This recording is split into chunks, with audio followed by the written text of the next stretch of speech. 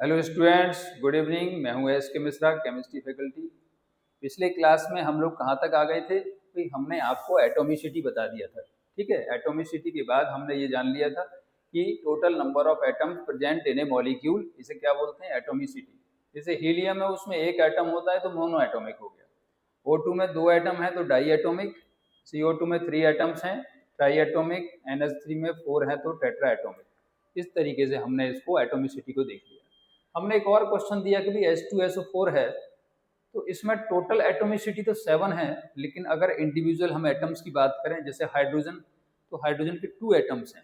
इसका मतलब atomicity with respect to hydrogen 2 है। सल्फर के रेस्पेक्ट में 1 और ऑक्सीजन के रेस्पेक्ट में 4 होती है। हम इस मोल कॉन्सेप्ट में पिछले क्लास में सीख चुके हैं कि जो मोल निकालने का फॉर्मूला है वो होता है given number upon Avogadro number. आज हम ये देखने जा रहे हैं कि अगर मोल दिया हुआ है तो हम नंबर ऑफ मॉलिक्यूल कैसे निकालें।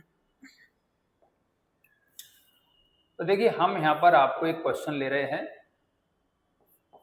क्वेश्चन ये है, how many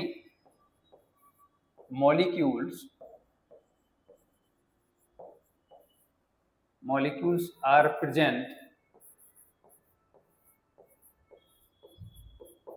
in 0.5 mole of H2O। तो H2O का 0.5 मोल आपको दिया हुआ है, ठीक है, और इसमें बताना है कि मॉलिक्यूल्स कितने हैं। तो जैसे आपने वो फॉर्मूला यूज किया था, कौन सा? मोल बराबर given number upon Avogadro number. जरा उसको क्रॉस मल्टीप्लाई करो तो क्या आ जाता है? तो आ जाएगा भाई नंबर ऑफ मॉलिक्यूल्स, है ना, मतलब गिवन नंबर जो होगा, number of molecules is equal to क्या हो जाएगा? Mole into Avogadro number Na। अब इस क्वेश्चन में मोल कितना दिया हुआ है तो देखो, ध्यान से देखो, 0.5 दिया हुआ है ना, 0.5 तो मोल है। तो number of molecules of H2O है, ये हमें निकालना है। मोल की जगह रख दो 0.5 और इनटू एवोगैड्रो नंबर हम देखो 6 भी ले सकते हैं। बताया था आपको कि 6.022 की जगह 6 भी रख सकते हैं। 6 इंटू 10⁻23। तो जरा इसको सॉल्व कर लो। 0.5 6 जगह क्या हो जाएगा? तो यहाँ पर 3 आ जाएगा। 3 इंटू 10⁻23। ये मॉलिक्यूल्स का नंबर निकाल लिया। अगर आपसे पूछा जाए भी कि एटम्स का नंबर क्या होगा, ठीक है, क्वेश्चन चेंज कर देते हैं। इस तरीके से आएगा, हाउ मेनी एटम्स आर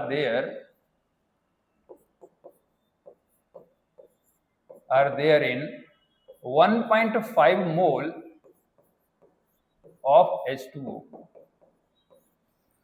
अब H2O के एक मॉलिक्यूल के अंदर, ठीक है, H2O के एक मॉलिक्यूल के अंदर जो है वो 3 एटम्स होते हैं, 2 हाइड्रोजन और एक ऑक्सीजन।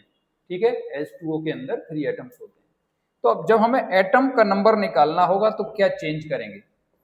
तो हम यहाँ पर एटॉमिसिटी यूज करेंगे। मतलब हमारा फॉर्मूला ये हो जाएगा कि number of atoms is equal to क्या हो जाएगा? Mole into Na into atomicity. Atomicity से मल्टीप्लाई करेंगे क्योंकि एक H2O में 3 एटम्स होते हैं। तो मोल की जगह क्या लगाओगे बच्चों? 1.5 इंटू एवोगैड्रो नंबर, चलो Na के टर्म में लिख दिया Na। और H2O में कितने एटम है? टोटल 3 हैं। तो इसको 3 से मल्टीप्लाई कर देंगे। 1.5 3 जा 4.5 और Na। ऐसे भी आंसर कई बार हमें ऑप्शन में दिखता है तो उस फॉर्म में भी लिख देंगे। तो हमने यहाँ तक जो सीख लिया भाई कि किस तरीके से हम एक गिवन नंबर को मोल में चेंज करते हैं, और अगर मोल दिया हुआ है तो किस तरीके से मॉलिक्यूल्स और एटम्स का नंबर निकालते हैं। हम थोड़ा आगे की पार्ट पे चलते हैं। हम आज आपको बताने जा रहे हैं मोल मास रिलेशन। मोल मास रिलेशन, इसमें क्या पढ़ेंगे? तो देखिए, ये बहुत ही बढ़िया कॉन्सेप्ट है कि जो 1 मोल का मास है उसे मोलर मास कहते हैं। मास ऑफ 1 मोल सब्सटेंस, कुछ भी हो, मास of 1 mole substance is called molar mass. ठीक है, मोलर मास इसे कहेंगे, और ये किसके बराबर होता है? Which is equal to gram atomic mass, और मॉलिक्यूल है तो ग्राम मॉलिक्यूलर मास हो जाएगा, ग्राम मॉलिक्यूलर मास। इस तरीके से निकाला जाता है। फॉर एग्जाम्पल हम बात करें H2O की, तो मोलर मास ऑफ H2O क्या होगा? मोलर मास ऑफ H2O, ठीक है, तो आप जिस तरीके से मॉलिक्यूलर मास निकालते हो, कितना आता है 18, उसके आगे ग्राम लगा दो, 18 ग्राम हो गया। और आपसे पूछा जाए भाई मोलर मास ऑफ किसका बता दें, NH3 अमोनिया है, बदबूदार गैस, तो NH3 अमोनिया का क्या हो जाएगा? ये हो जाता है 17 ग्राम। अब मोलर मास तो फिक्स रहेगा, लेकिन एक कंपाउंड का जो मास है वो चेंज हो सकता है। अभी हम हमारा मन करे 50 ग्राम ले लिया, कभी 100 ग्राम ले लिया, तो उस 50 या 100 ग्राम में कितने मोल होंगे, उसे कैसे निकालेंगे? उसके लिए मोलर मास से डिवाइड कर देंगे। तो हमारा मोल निकालने का एक फॉर्मूला यहाँ पर बन जाएगा कि mole is equal to given mass upon molar mass. Molar mass जो भी होगा उससे डिवाइड कर देंगे। देखो कैसा क्वेश्चन इसमें बनेगा। सबसे पहले हम ले लेते हैं calculate number of moles. Number of moles हमें निकालने हैं इन द फॉलोइंग, और हमने यहां पर ले लिया, हमने लिया भाई 3.6 ग्राम H2O। चलो पहले इसी को बता देता हूं। तो ये जो 3.6 ग्राम है ना, ये आपका क्या है भाई, गिवन मास है। किसका है? H2O का। तो H2O के मोलर मास से डिवाइड कर देंगे, means mole is equal to given mass is 3.6 gram, और H2O का मोलर मास क्या होता है? 18 होता है। तो जब इससे डिवाइड करेंगे 0.2 आ जाएगा। इस तरीके से मोल निकाल लेते हैं। हम कुछ और प्रैक्टिस कर लेते हैं, आप परफेक्ट हो जाएंगे इसमें। हमने ले लिया भाई 49 ग्राम ऑफ H2SO4। अब देखो H2SO4 का सबसे पहले मोलर मास निकाल लेंगे।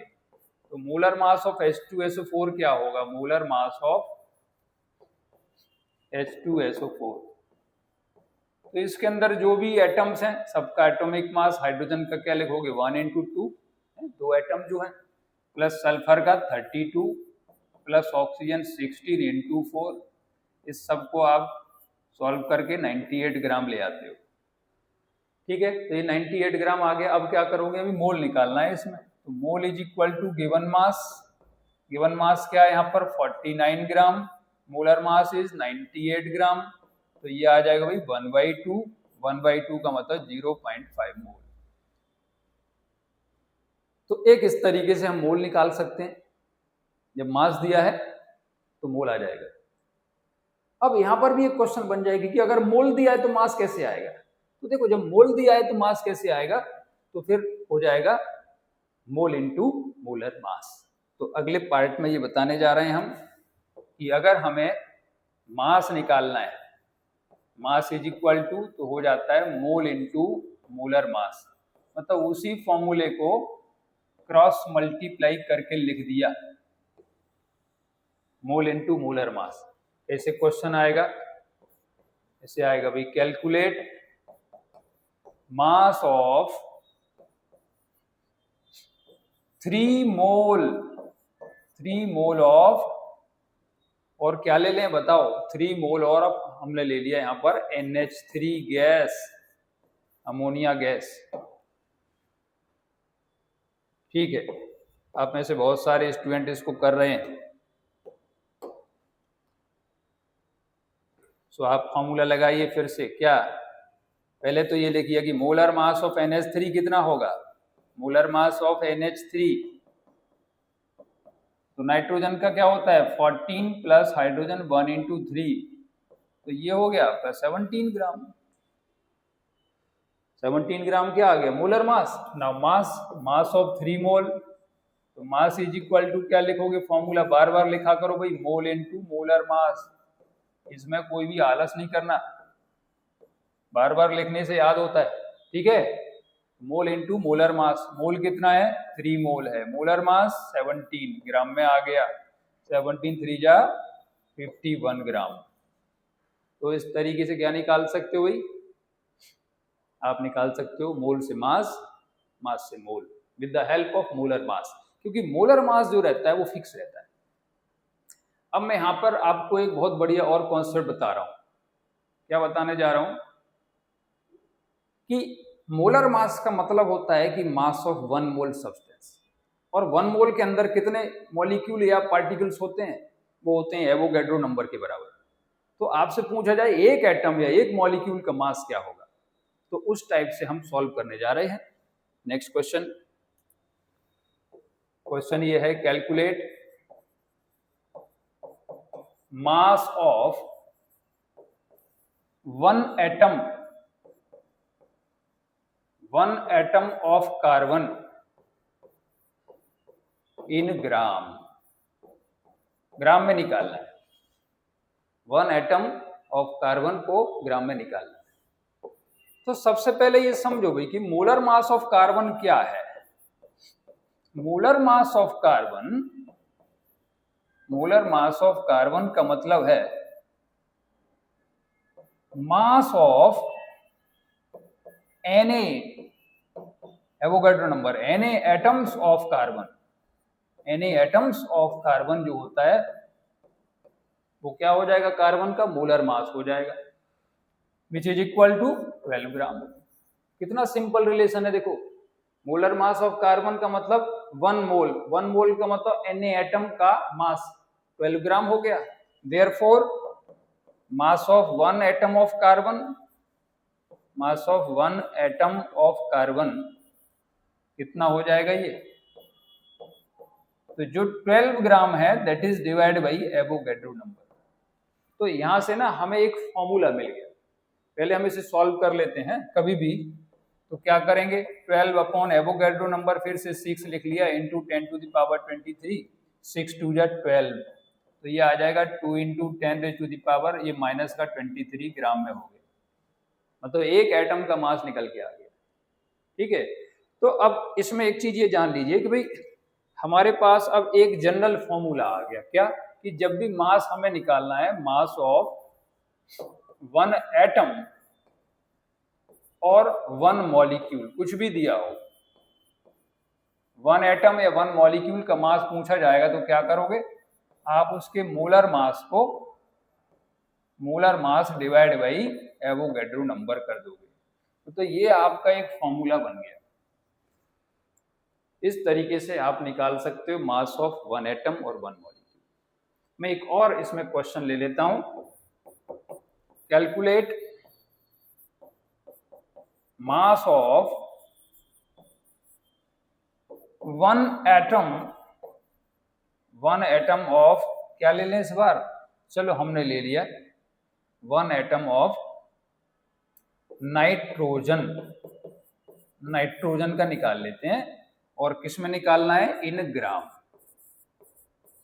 तो अब तो आप सीख ही गए हो, आपको पता चल गया अभी करना क्या है। तो मास ऑफ 1 एटम जब निकालना हो, मास ऑफ 1 एटम, तो क्या करेंगे? जो मोलर मास है, मोलर मास को डिवाइड कर देंगे एवोगैड्रो नंबर से।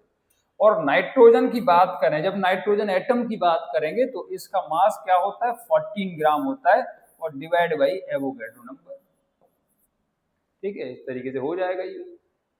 अब आप इसे सॉल्व कर लो, 14 और 6 से, तो 6 2 जा 12 होता है, फिर 20, तो ये 3 3 आ जाएगा, 2.33 into 10 raise to the power minus का 23 ग्राम। तो हमने आज मोल कॉन्सेप्ट में क्या क्या सीख लिया?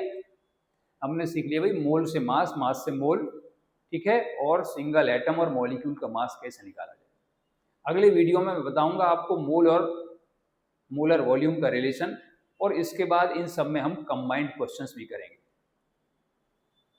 Thank you very much.